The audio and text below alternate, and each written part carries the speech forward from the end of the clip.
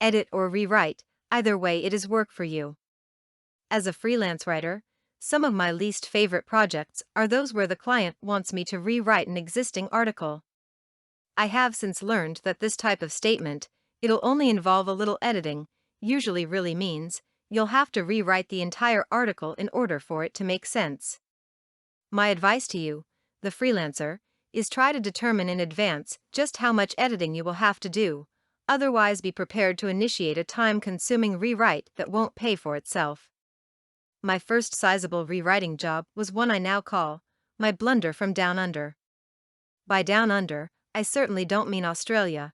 You have to dig a lot deeper to go to where it is hotter. Get it? A real devil of a job. The job involved editing 5 articles by including new information and cleaning up verbiage and syntax. Or so I thought. As it turned out, each of the 5 articles lacked clear and concise purpose and failed to produce a tight and sensible conclusion. I saw the writing on the wall and decided that the editing job would need to turn into a complete rewrite in order to make any sense of them. 2 full days later my work was done after submitting the drafts to the client, having the client send back additional changes and comments, and resubmitting the final copies back to the client. After this experience I was mentally exhausted and frustrated, but I learned a valuable lesson.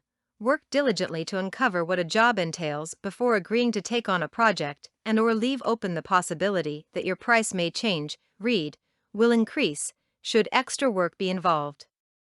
It was a tough lesson learned, but I found out that the devil is really in the details when it comes to accepting a rewriting project.